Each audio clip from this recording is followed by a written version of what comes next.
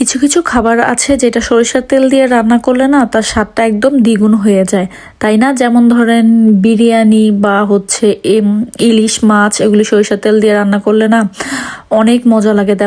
যেমন ধরেন আচারি বেগুন, এগুলি না আমার কাছে খুব ভালো লাগে সরিষার তেল দিয়ে রান্না করলে। তো আমি আজকে রান্না করব একটু বিরিয়ানি সরিষার তেল দিয়ে।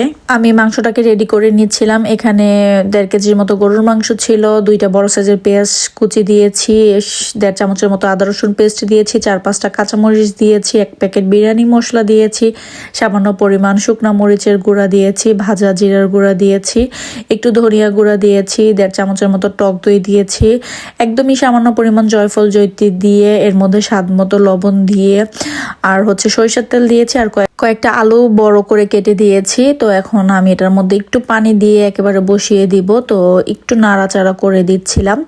তো এটা হতে হতে এইদিকে আমাদের রাতের খাবার চলে আসছে। তো সাজালের বাবাকে পিজা নিয়ে আসতে বলেছিলাম, তো পিজাই নিয়ে আসছে। আর এদিকে একটা জিনিস আপনাদের সাথে শেয়ার করি, যে এই টোস্ট বিস্কুটটা কে কে দুধে ভিজিয়ে খেয়েছেন? তো যদি কেউ খেয়ে থাকেন অবশ্যই আমাকে জানাবেন। এটা আমার অনেক পছন্দের একটা খাবার। তো দুধটাকে ভালো করে চিনি দিয়ে ঘন করে জাল দিয়ে দেন হচ্ছে টোস্ট বিস্কুটগুলিকে ওই দুধের মধ্যে ভিজিয়ে রাখলে কিছুক্ষণ পরে এটা একদমই নরম হয়ে যায়, খেতে এত মজা হয়। তো যারা না খেয়েছেন একবার খেয়ে দেখতে পারেন। তো আমার এটা ছোটবেলা থেকেই খুবই পছন্দের একটা খাবার।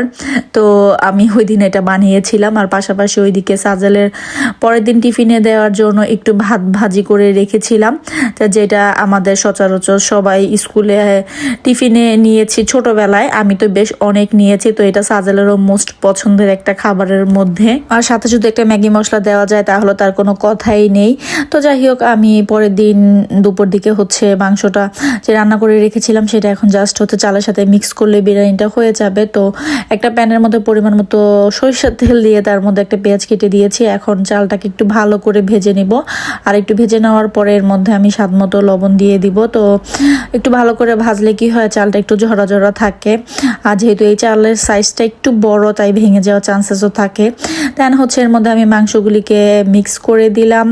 তো এখন ভালো করে মিক্স করে এর মধ্যে পরিমাণ মতো আমি পানি দিয়ে দিব। তো বিরিয়ানিটা না এখন রান্না করা আমার কাছে খুবই সহজ মনে হয় যে আজকে একটু মানে তাড়া আছে বা সময় কম, তাহলে ঝটপট একটু বিরিয়ানি রান্না করে ফেলি বা খিচুড়ি রান্না করে ফেলি। এই জিনিসটা এখন আমার কাছে খুব সহজ মনে হয়। তো এখানে আমি বড় চামচের 1.5 চামচ এখানে গুঁড়ো দুধ দিয়ে দিয়েছি, আর সামান্য পরিমাণ টমেটো কেচাপ দিয়ে দিয়েছি। এইটা অনেকে দেয় না টমেটো কেচাপটা, তো আমার কাছে দিলে ভালো লাগে। আর সাথে আমি একটু কেওড়া জলও দিয়ে দিয়েছিলাম, ওইটা স্কিপ হয়ে গিয়েছে। তো এই তো বিরিয়ানি হয়ে গিয়েছে। লাস্ট আমি এর মধ্যে ঘিও অ্যাড করে দিয়েছিলাম। তো যাই হোক, আজকে ছোট একটা ভিডিও, আশা করি আপনাদের ভালো লাগবে। যদি ভালো লেগে থাকে তাহলে অবশ্যই একটি লাইক দিবেন। আর ভিডিও সম্পর্কে কোনো মন্তব্য থাকলে অবশ্যই আমাকে কমেন্ট করে জানাবেন। ফেসবুক থেকে দেখে থাকলে অবশ্যই ফেসবুক পেজটিকে ফলো করে দিবেন। আর ইউটিউব থেকে দেখে থাকলে অবশ্যই ইউটিউব চ্যানেলটিকে সাবস্ক্রাইব করে দিবেন। ভিডিওটি দেখতে দেখতে যদি ভালো লেগেছে প্লিজ ভিডিওটিকে শেয়ার করে দিতে পারেন, যাতে অন্যান্য মানুষও দেখতে পারে। তো এই তো আমরা খাবার বেড়ে নিচ্ছিলাম। তো একটা সালাদ বানিয়ে নিয়েছিলাম, সেটাই সাজালের বাবা মেখে দিচ্ছিল। দেন হচ্ছে আমরা এখন খাবো।